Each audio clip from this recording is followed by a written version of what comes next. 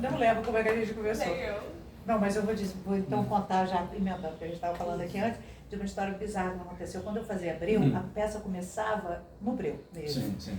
Era uma cena mais ou menos de 7 minutos que eu ficava mexendo pelo cenário e as pessoas basicamente só escutavam a minha voz, que tinha muito pouca qualidade. E uma apresentação que a gente fez aqui no Rio, uma pessoa da plateia começou a passar mal. Teve, não sei se uma crise de pânico, alguma coisa, por causa da escuridão, começou a passar mal. E aí, eu de olho fechado, percebendo toda a movimentação, e daí a pouco pararam, falando que a gente vai ter que parar para começar tudo. E eu de olho fechado, gente, foi desesperador. E eu ainda percebi que a pessoa eu conhecia, era um amigo meu que tinha passado mal. Aí parou tudo e depois voltamos de novo ao início da peça.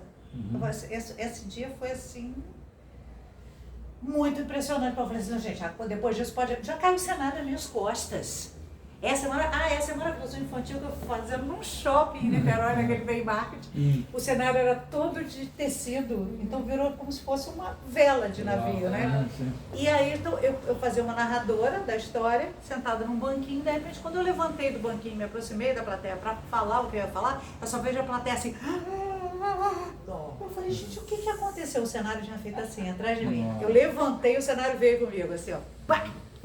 Aí o elenco parou, reconstruiu o cenário e continuamos a peça. No teatro, a gente fica... É ao vivo, não tem... É ao vivo. As coisas acontecem. E a gente... Então, eu até acho engraçado quando os atores em cena tem muito, um pouco de rigidez, porque, gente, acontece coisa todos os dias. E às vezes no caminho para o próprio teatro, eu esperando para assistir uma peça com o Francisco Corpo, ele foi assaltado. Quando estava indo para o teatro. Lá no Teatro Norte Shopping, né? Deitava ele no chão, arma na cabeça. Como é que alguém deita Francisco Corpo? Não, isso é muita sacanagem, juro. Não. O cara tem que ser artista. Gente, se eu for assaltante... Encenar tem que ser artista. E ele eu ia demorou falar, um pouco. não, você não, seu Francisco. Exatamente. Eu acho que o pior de tudo é quando a gente está fazendo monólogo, né? Porque o monólogo é solitário. Você não tem que te dar a deixa. Branco no monólogo? E uma vez eu estava muito cansada, eu estava fazendo uma peça, Inquisição de Maria, até ali no Vila Lobos. E eu já tinha gravado, não sei o que, então minha mente estava... Eu estava lá, e aí de repente a luz mudou. Aí eu pensei, o cara da luz errou. Aí eu falei, não, fui eu que errei. Porque eu pulei o peixe, dei a deixa da luz para ele, né? Aí eu falei, eu errei, isso tudo falando, né? E pensando, e agora, o que eu faço? Eu volto? Mas se eu voltar, ele vai ter que voltar com a luz e com o som. Vai ficar pior. Mas se eu continuar, vai ficar pequena a peça. Tudo isso a gente... E aí eu falei, não, eu vou continuar. E pai, continuei. Claro, depois o público não percebeu nada. Não, a gente não percebeu Não, eu caí outro dia em cena, ninguém percebeu nada. Eu caí. Agora na Noviça tem uma música que é o I Have Confidence, eu tô com uma bolsa e uma mala, e enfim, a gente dá uma embromation daquela passeada da Julie Andrews andando por Salzburg até chegar na casa da família Fontrato. E aí botaram uma esteira, e agora eu subo na esteira, abre um quadrado, eu subo na esteira, tem um vídeo que anda comigo na esteira. Eu vi o making of E a esteira para. Só que eu fui descer da esteira outro dia, e eu faço essa peça todos os dias, e tô ensaiando há um tempão. Eu fui descer da esteira, eu não sei se eu me empolguei um pouco a mais, e o meu salto prendeu no meu vestido. Então eu desci e o outro pé não veio. E eu com uma case de violão, com a mala, e eu não conseguia me segurar, eu falei, eu vou virar o pé, vou me jogar. Me joguei, caí de joelho, me apoiei no violão, caí de joelho, aí eu, obviamente, mudei toda a marca, fingi que eu cantava no chão, fiquei cantando pra Deus, sei lá, pros deuses do teatro. Cantei pra cima, cantei pra frente, aí levantei, sentei no violão, aí fiquei, e a bombeira, a Paula, correndo lá de trás, assim, ela tá bem, porque eu vi que ela caiu, ela não faz isso todo dia. Falei, não, tá tudo certo, só ralei o joelho e fiquei dolorido os 2 dias, mas assim... É isso, teatro, coisas acontecem, não tem o que fazer. Mas o dia que eu entendi isso me deu um salvo-conduto, né? Que é você entender isso. Às vezes a gente sai de cena super infeliz, achando, poxa, hoje o espetáculo não foi bom. A gente não, na verdade, a gente não sabe. É a nossa artesanal. É um produto exatamente. artesanal. Permite o defeito, permite uma série, né? Você faz o melhor que você pode. E quem tá ali é que viu aquele dia, ela não vai comparar, é muito difícil você ter uma plateia que volte, né? Sim. E mesmo que volte... Não, nunca vai ser igual. Mas essa história eu vou contar, esse trabalho da Lígia Fagundes Teles. Ela foi assistir a Confissão Gerontina, ela comprou o ingresso, ela não pegou, ela não avisou que ia. Ela comprou o ingresso dela, eu estava no Teatro Glória em cartaz, ela estava hospedada no Teatro Glória. Tinha saído uma crítica muito positiva da Bárbara Leodora, ela foi com a crítica debaixo do braço. Sentou na terceira fileira. E aí o meu marido, ex-marido, né, na época do Dudu, produzia, falou que a Zé Lígia tá aí. Me avisou 5 minutos adiantado. Ai, Jesus. Bom, mas vamos lá. E foi um dia muito especial, desses dias que a gente vive no teatro, ou vive no trabalho, né, às vezes, né, que tudo conspira. Foi um dia realmente muito especial. Quando acabou a peça, as pessoas estavam todas muito emocionadas. Aí a Lígia resolveu fazer uma declaração para mim. Assim, falou que foi uma das noites mais especiais da vida dela, que vê um personagem dela ali nascer na frente dela, que ela estava muito emocionada, papapá, e as pessoas choravam. E foi aquele acontecimento, uma coisa maravilhosa. Na semana seguinte, ela avisou que ia voltar. Pra quê que me chamou? Já foi bom desse jeito, deixa assim. Porque a gente sempre tem a sensação de que é isso, né? Mas você eterniza um momento para você, mas o teatro vai estar lá no dia seguinte, você vai repetir. E é muito difícil você ter uma pessoa assim, que além de você admirar, mas você tem aquela veneração, você saber que ela está no palco antes de entrar em cena, porque depois você fica... Que ela está na plateia. Que ela está na plateia. Eu prefiro que não me contem. Pois eu gosto de saber. Você gosta? Eu gosto de saber. Ai, eu prefiro que não me contem. Até quando é alguém que eu não gosto, eu gosto de saber. Mas você sabe por quê? E daí a minha mandinguinha vai mais forte. A A minha energia vai mais para. forte. Sabe o que acontece? Uma vez eu detestava saber. Aí um dia a Bárbara Leodora estava na plateia. Sim. E aí, tipo, 30 segundos antes de entrar em cena, um dos atores do elenco falou: já viram quem tá aí hoje? A Bárbara. Pronto. Aí eu falei: pra que você foi falar? Resumo da ópera. Ele ficou a peça inteira me pedindo desculpa. Ele me encontrava na cozinha. Então ele não me deixou esquecer que a Bárbara estava. Meu Deus. Depois desse dia eu falei assim, parou, foi meu batismo. Eu falei, a partir de hoje eu quero saber. Porque eu me preparo Não, eu antes. prefiro saber até antes, do que assim, 5 minutos antes. Não, 5 minutos é horroroso. Foi igual o dia que eu tava fazendo, pra mim é o pior dia, que foi do que a gente tava fazendo todos os musicais de Chico Buarque em 90 minutos, que falaram, Chico tá aí. Só que assim, foi 5 minutos antes da peça começar, então na hora eu fiz assim, meu Deus, quê? Chico Buarque tá aqui, quê? Aí eu já entrei procurando Chico Buarque, assim, cantou na primeira música. Mas é isso, é porque tem um tempo de você entender que a pessoa vem, você falar, beleza, a pessoa vem, então tá, o que eu preciso dar? Ok, entendi. E agora me estimula. Aí passou de um testar, saber, pra eu adorar saber. Eu fico falando, tá aí hoje. Né? E eu fiz muito trabalho. Musical nem dá isso, em algumas peças não dá, que você tem aquela luz que cega para a plateia. Mas eu fiz muito trabalho em que você vê a plateia. E aí é pior você ver na hora, porque isso te desconcentra. Se você já sabe, vira normaliza, entendeu? Se você vê na hora, você se prepara. Eu procuro não olhar, mas às vezes não dá, você tem que olhar. Tem que olhar, Pois é. né? Tem que quebrar. Mas é medo, é respeito? O que é? Eu acho que são várias coisas. Eu acho que é medo de Porque, você. na verdade, sabe por quê? A gente, quando faz arquitetura, a gente tem alguns ícones.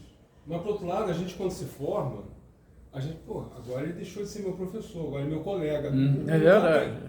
Talvez, vocês são profissionais. Mas quem deixa nervoso não é só alguém que você reverencia. Às vezes, por exemplo, às vezes alguém da família te deixa nervoso. Não é? Às vezes a família te deixa nervosa. Mas eu acho que é sempre alguém que você acha que tem que realmente mostrar alguma coisa que é importante pra você. Não é só mitificar. Essa história do Chico é engraçada. Quando eu fiz Meu Caro Amigo é uma peça que é uma declaração de amor pro Chico Buarque. É uma personagem, professora de história, que o primeiro texto da peça que ela fala, ela acaba o primeiro texto falando: Chico Buarque de Holanda, eu te amo. Onde quer que você esteja, eu estou aqui. E começa a fazer a peça para ele. E toda essa peça foi incrível, assim, de público. Eu fiz em tudo quanto foi lugar, e as pessoas voltavam e voltavam e voltavam. Até hoje tem ainda os remanescentes dessa peça, da plateia remanescente, e todo mundo queria saber, sempre no final, o Chico já veio assistir? Ele nunca foi.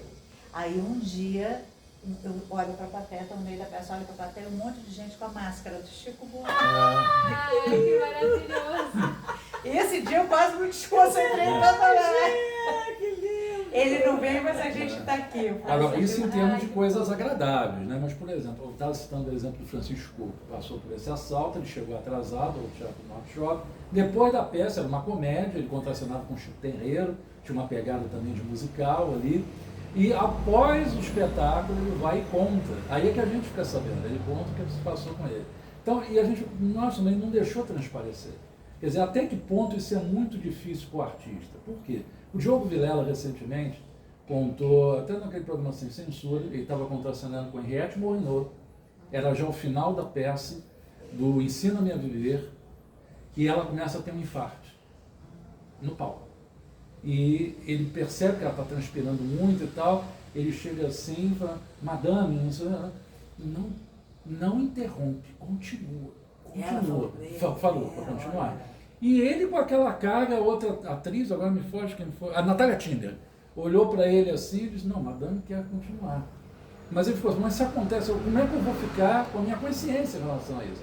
Mas graças a peça terminou logo, a ambulância já estava na porta, levaram ela e graças a Deus ela escapou nesse dia. Quer dizer, como é que esse limite, de até onde, porque a atriz ali não se permitiu, ela não queria ser atendida. Como é que vocês veem essa situação assim? Você acha que o ator pode ter esse poder de decisão no palco, assim, mesmo que seja uma coisa limite? Tem essa coisa de show tem que continuar, né? Mas eu não sei qual é o meu limite. Você perguntando de limite, né? Eu me lembro que quando meu pai estava quase falecendo,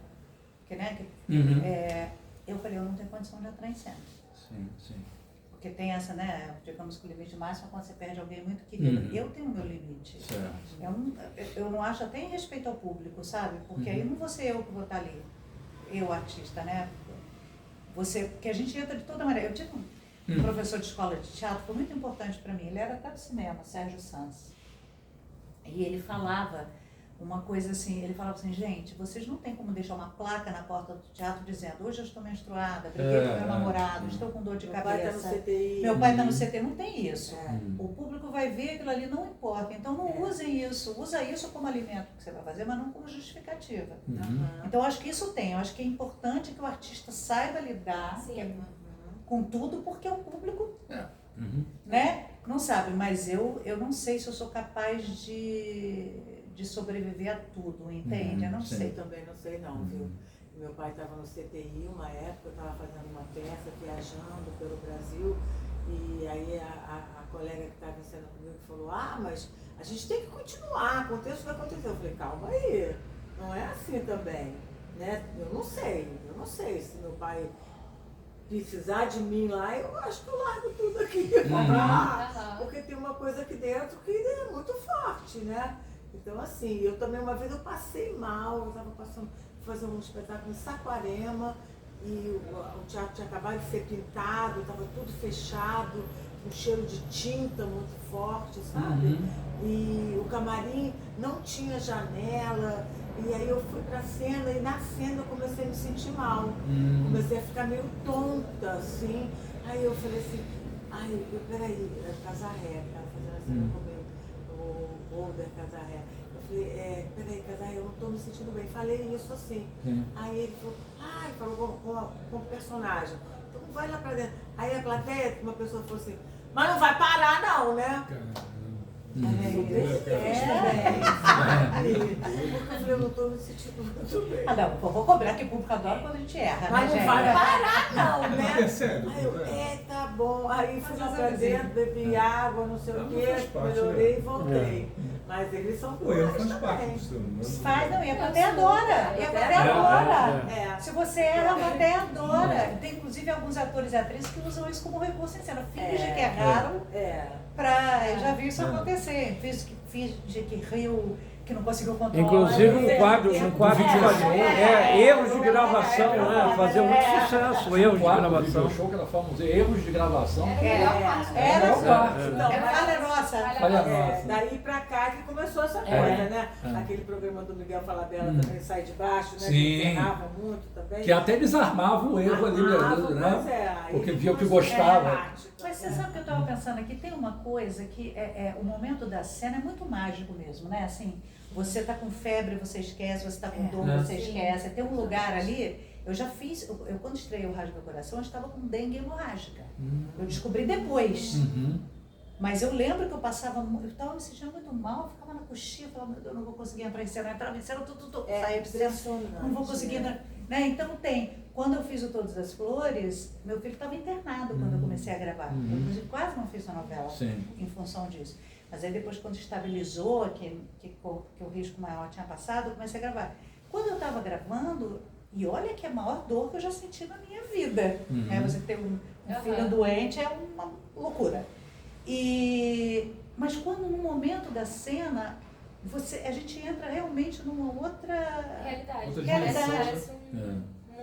Parece um mundo paralelo. Então acho que a gente tem isso, não é só um esforço nosso, não.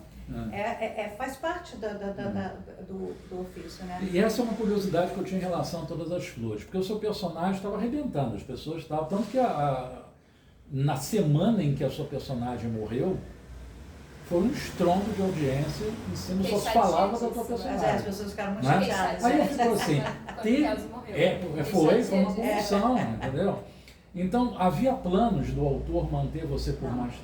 Não. Coincidiu? Não, coincidiu, porque acontece o seguinte, quando eu fiz Segundo Sol, por exemplo, eu lembro que no dia da estreia da novela, o João Emanuel, eu fui cumprimentá-lo no intervalo, dizendo que coisa maravilhosa, a primeira novela que eu estava fazendo, coisa maravilhosa, eu estava excitadíssima, nem apareceu um capítulo, mas eu estava assim enlouquecida, fui agradecer. Aí ele falou, pena que eu acho que eu já não tenho mais história para ela.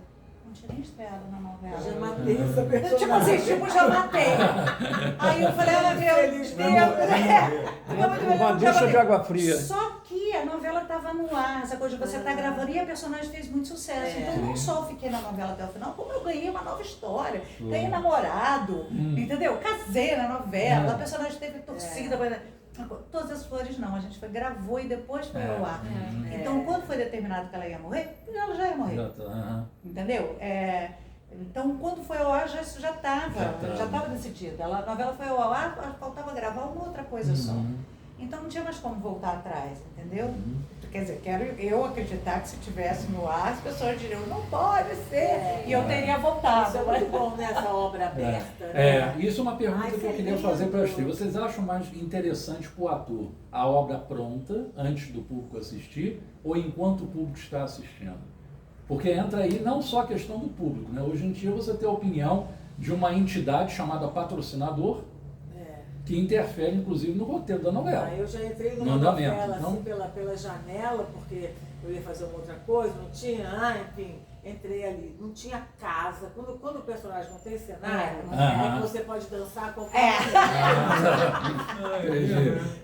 porque se constrói um cenário, dinheiro que foi ali, né? Sim. Então, aquela personagem tem que ficar, porque tem que vender também. Tem toda uma lógica. E eu entrei assim, eu era namorada de um, depois era namorada de outro, e acabei como mulher do Osmar Prado. Então foi uma conquista minha. Sim. Toda a equipe, todo mundo. Mas assim, eu me dediquei muito àquele trabalho. Sim. Porque eu entrei podendo sair, e depois eu ganhei um cenário, fiquei super feliz. Né? E fui com o Osmar, que é um super ator, foi maravilhoso. Então, eu acho a obra aberta muito interessante por isso. Porque acho você que no tem caso essa de novela... Sim, é uma comunicação maior, né? Porque novela é uma coisa extensa. Eu acho lindo você poder fazer uma obra fechada, porque assim, você saber o que seu personagem, o que vai acontecer com ele, nos ajuda, né? Muito, até a construção do início. Da construção do início, você saber. Porque às vezes você faz uma obra aberta, você começa de um jeito, você emociona, de repente você vira vilão. Até para você fazer a construção psicológica desse personagem. Você fala, meu Deus, exatamente. Como é que eu vou falar esse texto? Exatamente. Então isso é complexo, mas ao mesmo tempo, então às vezes é muito bonito quando você conhece toda a trajetória, trabalho, mas no caso de novela, estou falando da experiência que eu tive, que não é nada extensa, a Zaira saberá falar isso muito melhor que eu. Quando ela está no ar, você muda os destinos. Porque o público vai gostando daquilo outro. Eu lembro que no Éramos Seis, eu passei da metade pro final, era tudo quanto era cena, eu e Glória Pires, porque as pessoas gostaram da dupla. Entendeu? Então aí você tem empatia, aí você passa, aquilo cresce. Né? Então quero uma coisa, de repente no final já era outra coisa. Isso é muito prazeroso. Agora eu acho que a novela, essa novela que é em 2 fases, né? Vou me remeter ao Pantanal agora, ao Pantanal.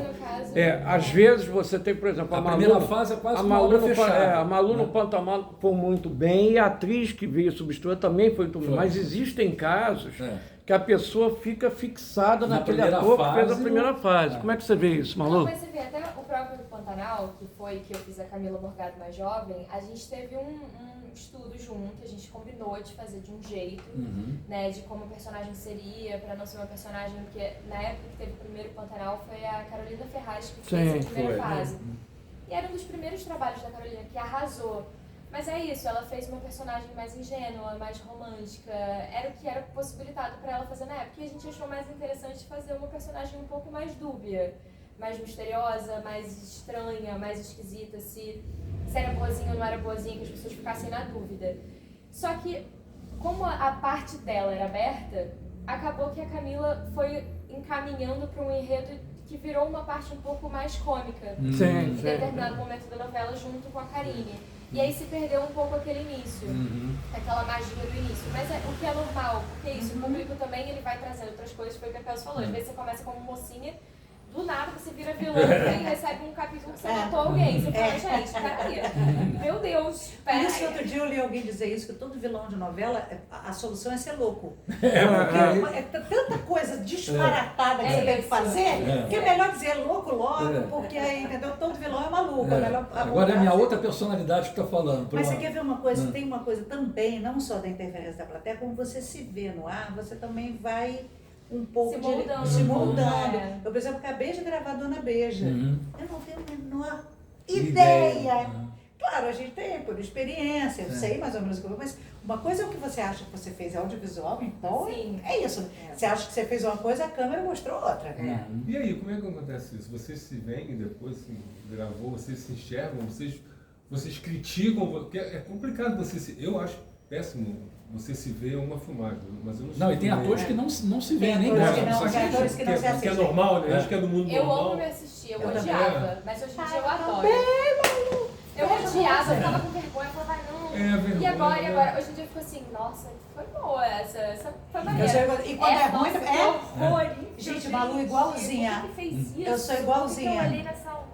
Fala, desperdicei. Ai, canastra. Eu fico assim, ai, canastrei. Ou então eu falo assim, nossa. E quando eu me emociono comigo? Eu também. Você também tem isso? Eu me emociono comigo. Eu consigo descolar. Porque não sou eu, gente. Sou eu profissional, né? E tem uma coisa, essa coisa que você fez de Dona Beija, por exemplo, só vai ao ar ano que vem. Então, não é imediato uma novela que você pode consertar e ajustar uma coisa. É uma coisa que já está pronta. O que é legal também, porque você vai assistir, você já tem um distanciamento. Então, assim, ontem eu fui na... A gente teve a junção lá do canal da Disney da Disney Plus, e aí juntou todos os canais. Eu acabei de gravar uma série pro Star Plus, e aí... Agora é só da Disney, porque é tudo Disney, uma coisa só. Mas eu fui assistir e passou um teaser. E quando eu vi, eu tava emocionada comigo. Tipo, eu meio chorando, uma série que eu termino. Aí eu me lembrei do que eu gravei. Eu falei, ai, que legal. Eu tava assim, tipo, tô bonita no vídeo. Que legal. Eu tava achando massa, porque eu tava achando muito maneiro. Eu já não lembrava direito que eu tinha feito. A gente não tem noção, né? A gente tá de fora, isso, a gente não tem noção. Agora, sabe onde acontece? Eu fiquei muito nervosa uma vez, não foi com coisa de atuação. Por exemplo, eu nunca dirigi. Você já dirigiu, né? Já. Eu acho que isso deve ser um dos piores nervosos do mundo, né? Porque depois não é você que está em cena, né? É muito nervoso mesmo, porque você não está ali, né? Aquilo, tudo que você falou, e eles às vezes não fazem. Não fazem. Eles, né? Eles, os atores, não fazem. E a Zaira me contou uma experiência também. Essa geração, claro, a tecnologia vai avançar, mas você diz, não, deixa os celulares lá na mesa e você distribui, tira xerox, e certos alunos estranham profundamente. Não, mas eu quero ler no celular. Não lê no celular, não, comigo não tem isso não. Gente, como é que vai ler no celular? Eu odeio ler no celular. E vai. Não, eu gosto de lápis, papel e lápis, pra gente anotar. Você pausa, aqui continua, né? E rabiscar as palavras que são mais importantes, dar ênfase. Como é que vai fazer isso no celular? Não. Tem aplicativos hoje em dia que você faz, mas não é a mesma Não é a coisa. mesma Não é a coisa. mesma coisa. Não é a mesma coisa. Parece que a cabeça não funciona tão bem. Exatamente. E não é só geracional, porque você é muito jovem e Não, também eu sente odeio, isso. eu Pois odeio. é. Eu gosto de papel, eu gosto de ter ali o papel físico, que não vai pular a página, que eu vou poder voltar se eu fizer assim, se eu fizer assim, vai ser mais rápido. Rabiscar, exatamente, para poder riscar, para poder Eu comecei a usar o celular em modo avião, quando eu gravo, mas com o meu roteirinho de papel do lado, mas o celular para poder, isso é uma forma que eu encontrei de me concentrar, isso que a gente estava falando de concentração, que teatro muitas coisas acontecem, às vezes a gente está numa cena que tem que estar mais emocionado, ou mais concentrado, ou uma cena que pede um pouco mais alguma coisa, e tá uma zona no estúdio, geralmente, né? A câmera que fecha aqui, pega ali, pega não sei o quê. E aí, o almoço, vamos almoçar que horas? E eu não sei o quê. E você, cara, tem que fazer uma cena que você vai estar aos prontos em 5 segundos. E eu sou uma pessoa que eu preciso de concentração, eu preciso estar no mood. Então, como eu tenho uma música que é muito a meu favor, eu sou apaixonada por música. E aí eu comecei a entender que eu sempre uso o celular em modo avião, mas eu faço playlists de personagens. E aí eu tenho uma música para cada momento do personagem, para cada cena de personagem. Então eu entro com o celular em modo avião, assim, eu entrei em estúdio, ou entrei em alguma coisa, eu boto o celular em modo avião e só tiro no final do dia. Eu não olho o celular. Então se acontecer alguma emergência, eu peço para entrar em contato com a produção na minha casa, porque eu não vou estar olhando o celular. Eu também não fico olhando, não. Então o meu celular ele é só em modo avião, com a minha playlist baixadinha, e aí é isso. Cortou, eu já boto o fone, já fico de playlist, fico meio aérea. Eu ensaio às vezes com um fone no ouvido ouvindo música, enquanto o diretor tá falando o que ele quer. E aí eu passando o texto com a música baixinha, mas aqui isso só isso em audiovisual. Em audiovisual. Ajuda, né, na concentração. Ajuda o seu ponto eletrônico, na verdade, é a música.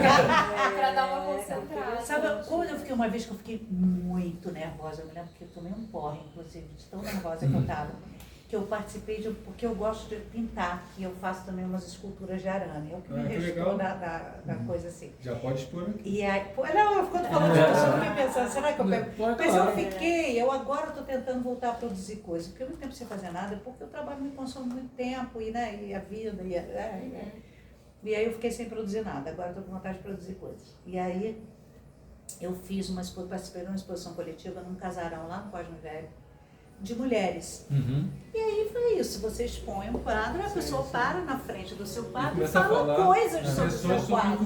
Impressões sobre o que você fez. É como um negócio de arquitetura. É horrível, você apresenta um projeto para o cliente. Você também expõe e você encontra qualquer coisa não é? O cara pensou nisso, você está do lado, você sabe quem é você. É um barato isso. Não, barato eu achei assustador. Mas cada um tem uma impressão. Não, mas eu só fiz isso uma vez, achei assustador. Quero experimentar de novo para ver se eu, como no teatro eu me acostumei, na TV eu me acostumei, no cinema eu me acostumei, quero ver se eu me acostumo.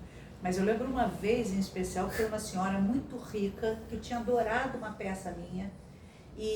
Só que ela tinha amado, só que ela, para saber se era um investimento bom para ela levou uma consultora.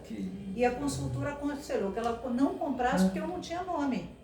Mas aí é a coisa do clubinho, né? A coisa do clubinho. Do clubinho. E eu falei... ação das paredias. Mas essa moça gostou.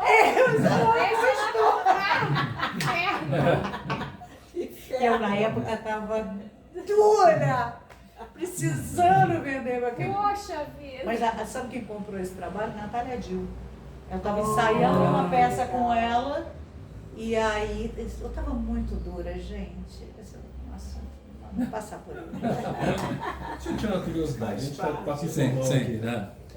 A maioria de vocês trabalhou no Grupo Globo, na Rede Globo. E a gente, quando vê novela fora da Globo, né? Porque a gente está acostumado a ver qualidade em termos de equipamento. Aí eu vejo, às vezes, o mesmo ator em outra emissora, é como se perdesse a qualidade da questão da semântica, da postura. Aonde entra o diretor? É uma curiosidade minha. Será que é o diretor que faz esse cara ser muito bom numa emissora e na outra, ou é o papel, ou é a retaguarda? Porque eu acho tão cara. Mas fica muito diferente, cara. Pra gente que está de fora, né? Sim, mas é isso. Acho que um texto bem escrito faz diferença. Tem a identificação com o personagem também, então... Os colegas que estão com você em cena. cenário interfere, Cara, mas figurino mas interfere, luz impressionante. Se é interfere. muito bom aqui, o cara ficou. Não é que ele tenha ficado ruim. Sim. Acho que a gente que é de fora, cara, a qualidade Eu não talvez vou seja- citar nomes de Não, atores não, e não, atrizes, ele mas não eu já vi consegue trabalhos apresentar aquele no mesmo caso. potencial. Mas eu já eu vi acho que é por causa do trabalhos. diretor, eu não sei se é. Eu se já é vi pessoa ou a trabalhos. direção, eu não sei. Mas eu acho que é tudo. É um conjunto. Eu ligo a TV lá em casa e aparece sempre um programa, porque é associado à minha TV, não sei porquê. É um pavor. E eu vejo um monte de colega incrível que está pavoroso. Eu entendo isso que você está falando. Mas é isso, é o texto, às vezes é o texto. Porque o diretor, pelo menos a experiência que eu tinha, eu trabalhei com diretores incríveis no audiovisual. Mas ele dá conta de tanta coisa, gente. É isso. Eu acho que ator e atriz, se você tem, assim, no set, se ele confia em você, com que ele menos se preocupa, porque, gente, você já menos viu trabalho. Você já viu um set de gravação, de filmagem? Eu já vi. Às vezes eu já fiz uma cena que era só eu na cena. Tinha mais de 100 pessoas. É uma coisa surreal. Então, assim, ele tem muita coisa com que se ocupar. É claro, tem todo o trabalho de preparação, às vezes tem isso, a preparação conta, o preparador de ator e atriz que está ali no set, que também tem uns, né? Então é muita coisa que interfere. Não que ele tenha ficado pior, Engraçado. mas muda o entorno. Tem uma história, né, daquele músico nova-iorquino, um Spala da Orquestra de Nova York, que eu esqueci o nome dele agora, me perdoe, que ele começou um dia, ele fez uma experiência de tocar o violino no metrô. E aí ele falou que algumas pessoas, pouca gente parava para escutar. Ele é o cara, eu vi tipo violinista, mas especialista. Sensacional. Ah, eu vi esse vídeo. É, eu acho. eu vi. Você viu? Aham. E aí falando tudo isso, às vezes o quadro precisa da moldura. E que as pessoas pagavam caríssimo para ver ele. Para vê-lo É. na coisa. E ali de graça Não, ninguém. porque é normal lá, você tem um cara tocando no metrô, né? Você tem vários artistas tocando no metrô lá. Então talvez conheça mais um. Sim, mas as pessoas Sim, eu ali entendi. não conseguem identificar, é isso que eu estou falando, a diferença da qualidade. Às vezes o entorno, Entendi. que é um moldura. termo inclusive da arquitetura, né? Sim, Entorno, os É arquitetos entorno. criaram, Sim. isso não existia no português, né? Era em torno de, virou em torno uma palavra por causa da arquitetura.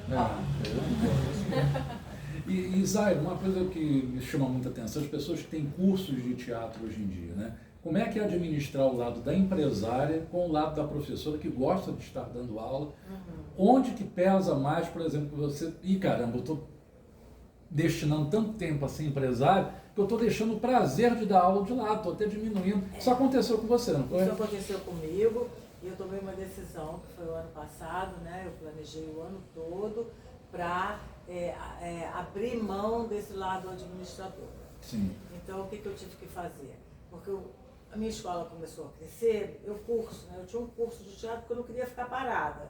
Os convites começaram a rarear. E isso que é a minha vida, eu preciso disso, né? Então eu comecei a ensinar, eu gosto muito de ensinar, uma maneira de eu estar participando, de eu estar montando espetáculos, de eu estar dirigindo. Mas a coisa começou a crescer. Começou assim, já tem 27 anos. 27 anos. Mas a coisa foi crescendo, foi crescendo, foi crescendo. Quando eu vi, eu tinha muitas turmas, muitos professores, e a minha empresa com funcionários. Né? Isso tudo demanda muita responsabilidade, você tem que pagar aquilo tudo, aí é um professor que não está contente, te bota na justiça, ai meu Deus do céu, e eu não queria isso para mim, eu queria continuar como atriz, como diretora, como artista, né? Que é o que eu gosto, eu gosto de ler, eu gosto de pegar uma peça, desfrutar daquelas palavras ali, isso foi me... Então, assim, ano passado eu falei, chega, eu vou parar com esse lado empresário. Eu formei todas as turmas, avisei os professores, os proprietários lá do imóvel que eu estava ocupando, que eu fiquei ali 15 anos, um imóvel delicioso, eu arrumei tudo muito confortável. Vocês foram lá, vocês viram, né? Tinha um acervo ótimo, não sei o quê. Mas eu pensei assim, ou eu paro agora de boa, do alto, né, com tudo bem, tudo legal, com os alunos satisfeitos, todo mundo com seu certificado, sem dever nada a ninguém, ou eu vou ficar fazendo isso a minha vida toda até eu ter um negócio, até eu morrer. Não, e se frustrando, né? Porque não está conseguindo se dedicar ao que você...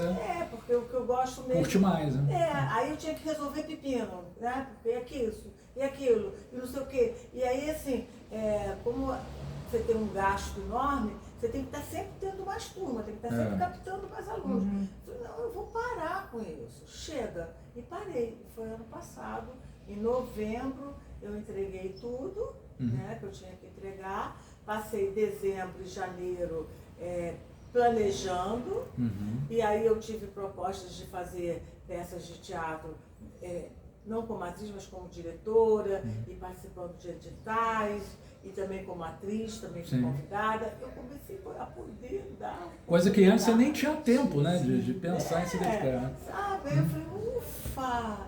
Ai, que bom! Agora eu, tem mais tempo para mim. Então eu estou dando aula no Teatro Solar, fiz uma parceria com o Teatro Solar. Eu amo aquele teatro, não sei se vocês conhecem, do Leonardo Franco, né, e da Maria. Adoro eles, a Maria foi minha aluna há 30 anos atrás. Então, assim, a gente tem uma parceria gostosa, Mas sabe? a Maria faz aniversário amanhã. Junto comigo. Legal! Que bom que você está me falando! Eu vou falar com ela hoje. Esse gêmeo de dia.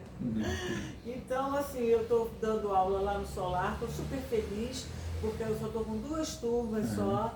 Essas 2 turmas eu estou me dedicando bastante. Tem uma que é uma turma mais adiantada, que eu estou estudando esse texto aqui, esse método. Não sei se vocês conhecem. Sim, sim. Ai, é muito bom, muito bom. A gente está estudando junto, claro que eu, né? Mas tive mais, me dediquei, mas a gente está estudando junto. Estamos montando uma peça que eu ainda não posso falar, mas é uma peça muito legal. Então isso está me realizando, me satisfazendo. E uma nova etapa. Uma nova etapa. E uma turma de iniciantes que eu amo também. São pessoas que nunca fizeram teatro e que vão procurar o teatro pelas mais diferentes razões. É impressionante, né? Tem assim, os adolescentes que ainda não sabem direito se é homem, se é mulher, que está na fase de transição, aí vão para o teatro. Tem ainda também aquelas pessoas que sempre quiseram, mas que não podiam, até por questões financeiras, que agora já tem uma faixa assim, legal, que já está... que aí já pode fazer teatro e faz por prazer. Então tem vários tipos de demandas, de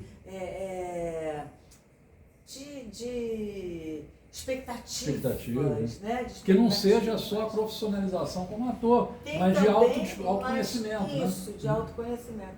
Isso me deixa muito, muito feliz. Eu saio de lá assim, nas nuvens, sabe? E estou muito feliz de ter tomado essa decisão, que não foi fácil. Você abrir mão de tanta coisa, escola no teu nome. no meu nome, sabe? E todo aquele acervo, tudo aquilo. Aí eu vendi algumas coisas, dei muita coisa para ONGs, para as pessoas que também gostam de fazer teatro. Dei para uma ONG lá em Caxias, que foi super bem recebida, fizeram homenagem, tudo. Então eu estou assim, numa nova fase da minha vida e mais tranquila, sabe? Podendo ter mais tempo para mim, para eu ler, para eu ir no cinema, para eu ir para o teatro, para eu ir à praia, para eu ver meus sobrinhos netos, que eu não tenho filhos, né? Eu fiquei viúva muito cedo, depois também não quis, não era minha, sabe? Eu nunca tive vontade de ter filho. Assim como você fala, né? Gastão bonito, mas eu nunca tive vontade de ter filho. Aí eu acho tão importante, que é uma decisão tão importante Não não ter. E às vezes é melhor isso mesmo, porque de repente seria uma mãe que... Eu nunca tive vontade, eu até engravidei do Ricardo Zambelli, mas eu perdi e falei, ai que bom, ótimo, porque eu não tinha essa vontade. Eu fui muito sincera sempre comigo mesma, né? E assim, então, mas eu tenho sobrinhos netos, porque eu tenho 6 irmãos, né? E eu preciso ver essas crianças crescerem, sabe? Né? E agora podem ir na minha casa, eu vou na casa deles, né? Então eu estou num momento assim, muito pleno da minha vida, sabe? E esperando também, agora podem me convidar para outras coisas. Vamos conversar aqui, você manifestou interesse já aqui também desse espaço. Aqui, pois é, né? Para poder... Pode contar comigo. Porque com a escola tinha que ser tudo muito assim, 8 meses, faz a peça, apresenta, vai, outra turma. Vamos lá, capital. Você vai naquele ciclo, né? Bora, vai, outra. Ai, quando você vê, você está fazendo muita coisa, mas... E quer queira, quer não, é uma escola, né? Então você tem a presença do administrador, do empresário, que era tudo você, né? E acaba que o teu ofício começa a ficar... Vai virar empresário. Olha, E aí é complicado. se eu tivesse um herdeiro, eu teria até continuado. Porque uma pessoa ia ficar com isso, né? Agora, eu fazendo tudo isso, pra quê? Aí quando chegar, sei lá, eu não tinha esse estímulo de continuar com essa escola, sabe? E assim também, não era uma coisa que tivesse, não era uma cal, né? Era uma escola, mas é tudo comigo. Eu não tinha sócio, eu tentei ter sócio, sabe? Mas não encontrei ninguém que quisesse abraçar aquela causa, porque você trabalha de domingo a domingo. Né? Eu não posso chegar, tá tendo um problema na turma tal, resolve lá. Não dá. Eu vou, eu resolvo, eu substituo, eu faço. Então, agora eu estou mais tranquila, sabe? E trabalhos recentes, eu tive o prazer de assistir você no Teatro Café Pequeno, Caminho de Casa, uma leitura cênica. Eu estou procurando com essa casa aqui, só que peça em Copacabana, né? Sim. Teria que, mas, nossa, porque... Seria lindo fazer uma Se encaixa, né? Se encaixa. Que trabalho foi esse? É uma peça da Renata Mizrahi. Conheço. Então, ela escreveu um texto lindo que eu li durante a pandemia com a Vilma Mello. É a história de uma mãe e de uma filha, e a mãe, que sempre tiveram uma relação muito complicada, e a mãe está num processo de Alzheimer. Então, é lindo o texto, né? Eu sou suspeito para falar, mas eles foram assistir, eles não são tão suspeitos quanto eu. E aquela coisa que você estava falando, que você se emociona, você várias vezes se emociona no palco, né? Eu tenho uma coisa de uma empatia com o personagem, juro por Deus, é uma coisa que eu sempre tenho. Eu me lembro do Roberto Bonfim ficava me sacaneando na época de sol. Gente, ela tá lendo o texto, ela tá chorando.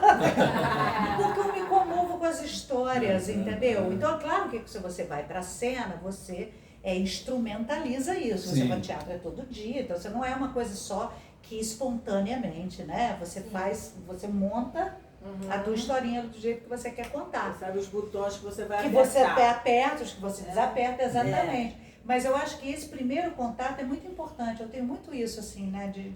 Essa coisa da primeira vez, desse frescor, de você, o que aquilo te provoca, e talvez você consiga voltar naquilo. Talvez não. Eu também sei abrir mão, entendeu? Mas talvez você consiga, e eu acho importante. Então eu tenho essa eu me comovo. E às vezes a emoção vem na surpresa, né? Tipo a Kelsey falando, Fernando Pessoa, né? Sim, que encerrou aquela live maravilhosamente. Que brotou a emoção assim, né? Que você até se surpreendeu, né? Porque tem isso, eu me comovo com as coisas, com os artistas. Teve um sábado, uns sábados atrás, que eu fiquei sozinha em casa, e aí resolvi ficar vendo vídeos no YouTube. Eu fiquei vendo, aí comecei com o Milton Nascimento cantando com o Chico, a Flor, o Que Será, Que Será. Eu comecei a chorar. Meu Deus, olha a voz desse homem. Meu Deus, olha essa música. Meu Deus, eu me comovo com os artistas. Eu me comovo, entendeu? Eu acho que momento de beleza, né? De beleza, a vida, né, e é isso cotidianamente. As pessoas me comovem. Às vezes eu vejo uma pessoa sozinha numa barraquinha, vendendo aquela coisa que ela produziu. Olha, isso me comove. Eu me comovo com as coisas, com as pessoas. Agora, nesse momento, então, que eu fiquei muito doente, né? Tô recém-saída de um tratamento, eu agora então estou mais ainda comovida com tudo. Estar viva é um privilégio, né? Então, bom, né? Porque essa é a matéria-prima nossa. Da gente, né? Como emoção. É você ver a pessoinha na rua e realmente se coloca no lugar dela, né? Tem aquela empatia. E depois você vai usar aquilo num personagem, né? Porque quando a gente está fazendo um personagem, você lembra, são esses botões que a gente aperta, né? E aí você tá, aquele desamparo daquela moça lá. Né? Vai ficando na nossa memória emotiva, no banco de memórias. Ator e atriz é um bicho muito esquisito, né? A gente é capaz de estar sofrendo na vida de verdade e parar e falar assim, olha gente, eu estou chorando, o que eu estou fazendo? Aí você vai olhando para ela, nossa, isso pode ser bom, você está sofrendo, você está sofrendo de verdade. Isso pode ser um instrumento bom para utilizar. Exatamente. Então, tudo que a gente... Por isso que é uma das profissões mais maravilhosas do mundo, que, claro, a gente sofre etarismo, o mercado é etarista, ok, né? Não vamos... Mas como o que a gente é capaz de fazer, quanto mais velho, melhor. Né? Uhum. Então, a profissão que envelhecer é bom envelhecer. Com certeza. Com certeza. Agora, eu tenho uma dúvida com relação a Malu, porque ela falou ainda agora dos musicais, né, aquele preconceito que tem, que depois foram reconhecendo ela não só como uma atriz de musicais, mas também como uma atriz de comédia, de drama. Mas você não pensa, Malu, você com a voz que você tem, em de repente fazer uma carreira no exterior, você não pensa porque você acha se é difícil ou porque você quer ficar no Brasil? Porque, por exemplo, teve vários atores, agora está mais fácil, mas eu me lembro que a Sônia Braga foi lá para fora e houve uma resistência muito grande. Né? Agora nós temos aí o Wagner Moura, que está fazendo O próprio várias... Zé viu, que ele fez Medicine Man com Sim, com o Sean Connery. Você não pensa nisso, de repente, essa experiência na Broadway? Não, na Broadway eu acho que não, porque é isso também. No mercado do musical, né, agora falando de musical, não só de atuação, não tem hoje em dia, por mais que isso tenha crescido, o mercado tenha crescido, a gente tem hoje em dia escolas que você ensinam musical, né, são escolas de musical, que ensinam tudo. Lá fora vão ter 20 pessoas cantando melhores ou iguais a mim. Aqui ainda não tem tanta. E eu já tenho uma carreira que primeiro eu amo o Brasil. Eu não tenho nenhum problema no Brasil. Eu acho o Brasil maravilhoso, acho um dos melhores países do mundo. Enfim, temos violência, temos todas, né, as questões. Mas assim, em termos de clima, a gente é um dos melhores países. A minha família é daqui, e eu sou muito apegada à minha família. E tem essa coisa da minha carreira ter sido construída aqui, então eu sou muito grata a tudo que eu construí aqui. Mas assim, eu não sou avessa a ir pra fora, mas também não eu adoraria ir fazer um trabalho específico lá fora, que eu tenho que viajar, porque eu amo viajar. Mas por isso, e pra conhecer outras pessoas, falar outro idioma, então assim, eu realmente sou fascinada. Mas ir morar fora, ir ficar pra sempre lá, eu nunca tive essa vontade. Eu gosto muito do Brasil. Então, eu gosto muito do que a gente faz aqui, eu gosto muito dos atores brasileiros, né, da gente aqui. Eu acho a gente muito visceral, muito... Eu gosto do meu país, então... Mas isso também não me impede de viajar e fazer outras coisas fora. Mas é mais por isso, por conhecimento, por conhecer outros diretores, ter outras experiências, outros atores também. E atores que eu admiro, Mas é isso, como eu cresci fazendo isso e eu já trabalhei com muita gente que eu admiro, pra mim não é uma realidade muito distante. Então, assim, a Kelzy pra mim é uma das melhores atrizes que a gente tem no Brasil e eu tive a oportunidade de trabalhar com ela. Então, assim, eu sou completamente apaixonada por ela. Eu sou completamente apaixonada por ela. Mas eu digo assim, eu tive uma proximidade com a Kelzy, então assim, eu já conheço muita gente aqui. Eu adoraria fazer coisa lá fora, adoraria ir fazer um trabalho, voltar e continuar morando no meu Brasil. É porque tem a sua geração, tem muita gente hoje em dia investindo direto Sim, no mercado sim, internacional. sim, Entendo sim. porque é isso, né? Hoje em dia tem gente que fala da tua idade, que fala inglês fluentemente, outra língua. A gente era outra coisa, gente. Eu fiz IASIS, né? Então, assim... Era uma realidade muito distante. Muito distante. Então, a Sônia Braga teve que capinar, né? Assim, para poder conseguir uma atriz deslumbrante, mas era um caso. Você vê, por exemplo, que o Rodrigo Santoro começou num papelzinho ali nas Panteras. Muita gente criticou, ele foi crescendo, foi se dedicando e hoje em dia tem um currículo sem. Principalmente por causa da língua, né? Agora, o Wagner tá criando Wagner Moura. história, porque ele não só fez aquela Narcos, mas que aí tinha sabe? Ele fez a série, Iluminados, eu acho. Uma série que ele fez com a meninazinha. Elizabeth, que fez Elizabeth Moss. Ponto da... Nossa, e ele tá maravilhoso. E agora essa outra... Guerra Civil. Que eu ainda não assisti, mas que... Então, assim, é incrível.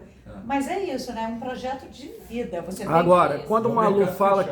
São protecionistas demais. É como a gente é aqui, gente. Então, assim, pra alguém vir pra cá também seria a mesma coisa. Mas você vê, Malu, por exemplo, quando o Bibi Ferreira foi lá pra fora, a Liza Minnelli chegou, subiu no palco e se ajoelhou perante ela. Você vê que recentemente a Madonna esteve aqui e Madonna se ajoelhou perante Caetano Veloso. Caetano Veloso é um ídolo para ela. Então é aquela coisa... Eu acho que a gente tem ícones brasileiro. Sim, A gente muitos, tem um nosso muitos, arsenal muitos. de atores E são muito incríveis respeitados, e diretores, enfim, toda uma equipe Olha, eu maravilhosa. tive uma oportunidade muito legal. Depois que eu fui para Cannes com o Bebê Brasil, tinha uma produção suíça lá, franco-suíça, e eles me convidaram para fazer um filme na Suíça. Olha que E eu maravilha. falava francês, eu sempre gostei de francês, eu fui fazer aliança francesa por minha conta. Eu trabalhava e pagava a minha aliança francesa, porque eu gostava de francês. Sim, diletantismo mesmo, que na época nem era, né? Era mais o inglês. E aí eu fiz um teste, passei para esse filme, e eram suíços alemães, mas falavam francês o tempo todo, o filme era falado em francês. Foi uma experiência maravilhosa. Mas aí eu não continuei nesse caminho. Porque aí eu voltei e me acomodei aqui. Que é essa coisa, a gente está no meu país, com a minha família, com os meus amigos, né? Mas foi uma experiência maravilhosa. Mas isso que também. acontece também, Zaira, eu fico imaginando, eu nunca pensei em nada em carreira interna, nunca pensei nisso, não falo outra língua mesmo. Então, nem é uma coisa. Mas eu acho que aqui a gente pode fazer tanta coisa maravilhosa. Sim. E lá, a gente, para conseguir fazer É isso que eu falei. Para eu chegar na Broadway e fazer a Maria que eu faço aqui no The Sound of Music, eu já, assim, são 30 malucos que vão ter. E aí, pessoas que já são conhecidas lá, pessoas que já têm um conhecimento lá. Eu digo, entra a questão também da bolha. Não quer dizer nem que seja o melhor, não, ela pode ser maravilhosa, mas já tem aquele Aliás, gente, gueto tem uma ali. coisa no mistério do mercado, né? Às vezes você fica vendo, tem uma fantasia que acha que a televisão, que o audiovisual seleciona os melhores. Existe essa coisa, tipo assim, agora você conseguiu. Eu vi isso comigo, você sabia? Algumas pessoas aumentar o respeito profissional como se agora, entendeu? Sim, não é só a sua família que Como vai se ver. tivesse o aval da televisão ali. Exatamente, se tivesse o aval. Então tem um pouco essa fantasia. Mas, gente, o mercado é um mercado, como o nome já diz, é um bicho louco. Quem entra e quem sai, a gente não sabe exatamente quais são os critérios. Aliás, não sei se tem exatamente um critério, é um monte de coisa, né? É imprevisível. É um momento, é uma coisa imprevisível. É o momento, é você estar na hora certa, no lugar certo, é você estar preparado para quê? Porque às vezes a gente não tem preparo emocional para enfrentar determinada coisa, né? Tem gente que foge, que não, por exemplo, você ser reconhecido, vou falar uma coisa bem louca, mas você ser reconhecido na rua, por exemplo, não é toda hora que é legal. Não é verdade? E depende muito da abordagem. Depende da abordagem. E parece que você tem uma obrigação de ser simpático. De ser simpático. E eu gosto de ser educado, mas às vezes você está. Eu lembro quando meu pai estava morrendo, mesma história. Ele estava internado em Muriaé. Aí eu estava na época, nem lembro o que eu estava fazendo, mas eu sei que eu estava na TV. Eu acho que foi até perto do Segundo Sol. Então eu estava sendo muito reconhecida. Hoje todo mundo acha que eu frequentei o lugar. Isso é horrível. Você foi professor? Eu conheço de outro lugar. Você trabalhou no banco? Exato. Agora eu acho que tem também aquela coisa do ator, da atriz, que atrai o olhar para ele. Né? Eu vou começar de fora para chegar até aqui o Brasil. Você tem um Al Pacino que encena, atrai o olhar para ele. Você tem um De Niro que encena. Eu vejo que a Kel Zecard, que já contracenou, por exemplo, com Babaioff, mas quando ela está em cena, o olhar, eu estou falando como leigo, tá? Como espectador, ela puxa o olhar para ela. Malu Rodrigues, eu já vi peças dela em que ela não era a protagonista. Por exemplo, aquele Se Meu Apartamento Falasse, né? Mas você puxa o olhar do público para você, embora você não seja o protagonista. A Zaira eu nunca tive o prazer de ver no teatro, mas isso acontece com Malu e com Kelsey, que é o que acontece com alguns atores estrangeiros, Robert De Niro, Al Pacino, essas pessoas que puxam. Você está ali, tem vários atores em cena, mas o teu olhar vai para aquele. Mas tem gente, por exemplo, que está no mercado, por isso que eu digo no mercado, que não tem nada, não sei, às vezes nem é bonito, não tem carisma, não tem nada. Sei lá. Mas também, talvez, aos meus olhos, tem uma coisa que eu costumo dizer muito. Às vezes você vai ver um trabalho, vai ver uma peça, aí você detesta. Aí você fica todo constrangido de falar com as pessoas que você não gostou. Eu sempre penso, gente, é só a minha opinião e no dia de hoje. Pode ser que se eu visse essa peça amanhã, eu ia adorar. Porque é isso, ou a peça for melhor, ou eu estou num dia melhor. Então eu não posso achar que a minha opinião é determinante. Ponto. Então eu vou ser, no mínimo, educada com essas pessoas que fizeram esse trabalho, que para elas é o melhor que elas podem fazer. Agora, porque eu não acho que seja bom, eu vou determinar que isso não é. Então, eu sempre me pergunto, às vezes, muito isso. Mas você não acha que o mercado... O que você acha de fulano de tal? Eu falei, gente, eu acho ótimo. Todo mundo acha ótimo. Tá ali, eu acho ótimo. O trabalho é muito difícil. Parabéns por ter feito, por estar no palco, por estar apresentando, né? Aí outras coisas que você acha que poderia ter sido melhor, né? Mas parabéns. E é o que eu, por exemplo, é o que eu sempre, é o que eu acho. Eu no momento do que eu sou capaz de compreender. É isso mesmo. A gente não é dono da verdade, né? Então, o que eu acho, eu deixo de achar, sei lá, se é tão importante assim. É pra mim, né?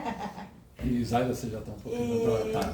Queria agradecer. Eu vou encerrar daqui a pouquinho. Aí eu queria tirar uma foto vamos. com essas Não moças é? Dito Dito isso, tá gravando aí? Tá Eu gravando. adoraria ir pra fora gravar um filme, Kelsey também. Exatamente. Quem quiser chamar A gente pode fazer uma personagem. Eu, por exemplo, não tenho nenhuma língua estrangeira que eu domine, mas eu posso fazer uma personagem. Hoje em dia estou fazendo isso. A pessoa está lá falando... Tem inteligência artificial hoje, você pode falar qualquer Nesse E não pode terminar sem os parabéns, né? Eu gosto de cantar parabéns. Daqui a pouquinho a gente volta rapidinho para o fechamento. Olha isso, um instantinho.